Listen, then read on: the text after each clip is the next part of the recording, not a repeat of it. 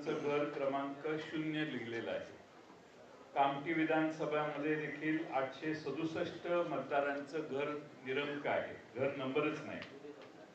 बऱ्याच ठिकाणी दुबार मतदार नोंदवण्यात आलेले आहेत, म्हणजे एका व्यक्तीला 8-8, 5-5, 4-4 वेळा मतदानाचा हक्क दिलेला आहे। एपिक नंबर एकच असतो अशी आजपर्यंत आपल्या सगळ्यांची खात्री होती, पण मतदार याद्यामध्ये अनेक वेगळ्या एपिक नंबरची माणसं आम्ही त्यांना निदर्शनाला आणून दिली।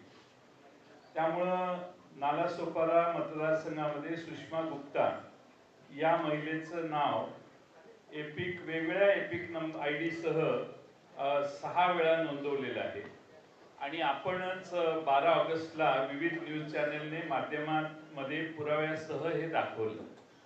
12 ऑगस्टला आपण दाखवलं, दुपारी 3 वाजता आमच्या पक्षाने आमच्या कार्यकर्त्यांनी तपासलं, आपण म्हणतात ती वस्तुस्थिती याच्यात होती मतदार यादीत ऑनलाईन, आणि 6 वाजता मात्र ती सगळी नावं या बाईंची म्हणजे या श्रीमती गुप्ता जे आहेत त्यांचं नाव हे त्या ठिकाणाहून काढण्यात आलं।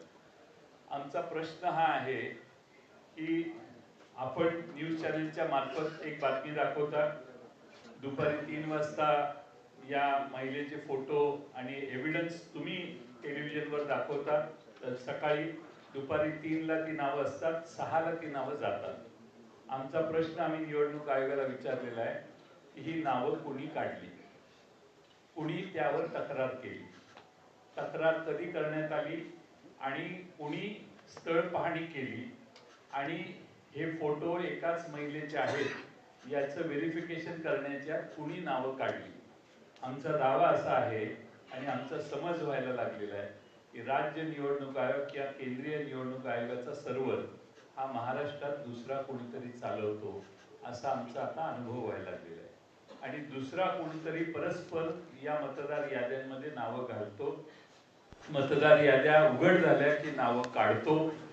राज्य निवडणूक आयोग असो किंवा केंद्रीय निवडणूक आयोग यांच्या हातात काही नाही आहे, कुणीतरी बाहेरच ही सिस्टीम ऑपरेट करतंय असा याचा अर्थ आहे।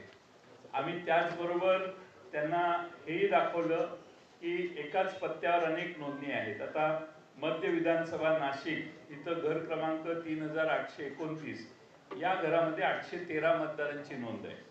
पुणे कॅन्टोन्मेंट मतदारसंघात बूथ क्रमांक 30 मध्ये घर क्रमांक 226 या घरात 869 मतदारांची नोंद आहे। आणि सगळ्यात महत्त्वाचं म्हणजे दर तासाला मतदार यादी जाहीर होते, किती पुरुषांनी मतदान केलं, किती महिलांनी मतदान केलं, हे दर तासाला जाहीर होतं। विधानसभेला या सिस्टीम पूर्ण मोडण्यात आल्या आणि संध्याकाळी 5 नंतर कुणी किती मतदान केलं हे कधीच जाहीर करण्यात आलं नाही, एकदम दुसऱ्या तिसऱ्या दिवशी फायनल टॅली जाहीर करण्यात आली। हे पारदर्शकतेच्या प्रक्रियेच्या विरोधात आहे।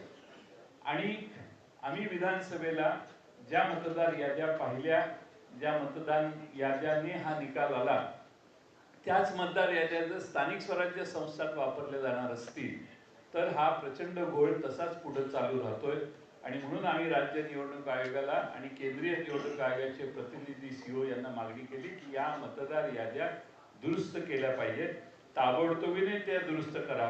तुम्ही 3 दिवस 4 दिवस वाढवून मुदत हे चालणार नाही, किमान या मतदार याद्या पूर्ण तपासा, जे ज्या घरात राहत नाहीत त्यांची नावं त्यातून काढून टाका, बोगस मतदान काढून टाका।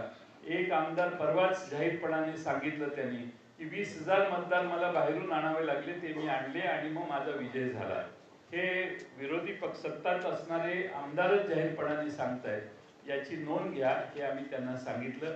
मी आपल्या सर्वांचं स्वागत करतो आणि पुढं माननीय बाळासाहेब थोरात साहेब काँग्रेस पक्षाचे ज्येष्ठ नेते यांना विनंती करतो की त्यांनी या ठिकाणी त्यांचं मनोगत व्यक्त करावं।